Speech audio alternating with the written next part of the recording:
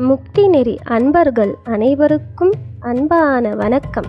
நம்முடைய முக்தி நெறி YouTube channel மூலமாக நாம் 63 நாயன்மார்களின் வரலாற்றை அறியவிருக்கிறோம். அந்த வகையிலே இன்றைய தினம் நாம் அறியவிருக்கக்கூடிய நாயனார் ஏனாதிநாத நாயனார். ஏனாதிநாதன் தன் அடியார்க்கும் அடியேன். ஏனாதிநாத நாயனார் சோழ நாட்டிலுள்ள எயினனூரில் ஈழக்குலத்தில் பிறந்தவராவார். சிறந்த சிவபக்தராய் விளங்கிய இவர் அரச குலத்திற்கு வாழ்வித்தை பயிற்சி அளித்து வந்தார்.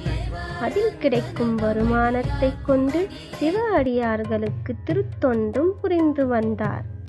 ஏனாதிநாதரின் புகழ் எங்கும் பரவியது கண்டு அவ்வூரில் உள்ள அதிசூரன் என்பவன் ஏனாதியார் மீது பொறாமை கொண்டான். அதிசூரனும் வாழ்வித்தையே கற்பித்து வந்தான். ஒரு நாள் தன் மாணவர்களுடன் புறப்பட்டு வந்த அதிசூரன் ஏனாதிநாதரை போருக்கு அழைத்தான். ஏனாதிநாதரும் தன் மாணவர்களுடன் போருக்கு கிளம்பி வந்தார். அதிசூரன் போரில் தோற்றோடினான்.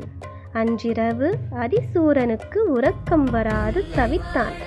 ஏனாதிநாதரை போரில் வெல்ல முடியாது, வஞ்சகத்தால் தான் வெல்ல முடியும் என்று முடிவெடுத்தான். மறுநாள் காலையில் ஓர் ஒற்றனை அனுப்பினான்.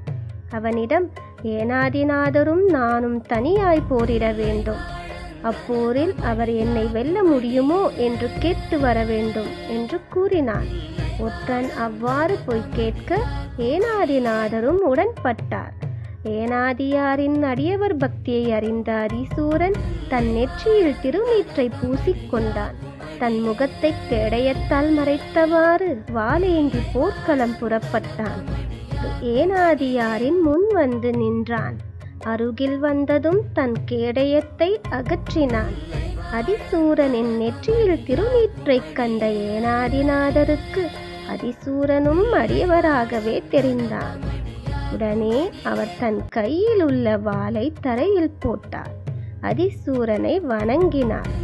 இதுதான் சமயம் என்று அதிசூரன் வாளை வீசி ஏனாதியார் முன் பாய்ந்தான்.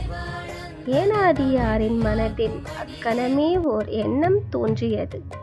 ஆயுதமின்றி நிற்கும் தன்னை அதிசூரன் கொன்றால் நிராயுதபாணியை கொன்றவன் என்ற அவப்பெயர் அவனுக்கு உண்டாகுமோ என்று எண்ணிய ஏனாதிநாதர் தன் வாளை கையில் எடுத்தார். எனினும் திருநீறு அணிந்தவருடன் போர் புரிய அவர் மனம் ஒப்பவில்லை. ஏதோ பெயரளவிற்கு அதிசூரனோடு போர் புரிவது போல் நடித்த ஏனாதிநாதரை சீற்றமாய் பாய்ந்த அதிசூரன் வாளால் வெட்டி சாய்த்தான். ஏனாதிநாதரின் அடியவர் பக்தியை மெச்சிய சிவபெருமான் அக்கணமே அவருக்கு திருக்காட்சி அருளினார். ஏனாதிநாத நாயனாரை சிவப்பதம் சேர்த்தார். நன்றி. திருச்சிற்றம்பலம்.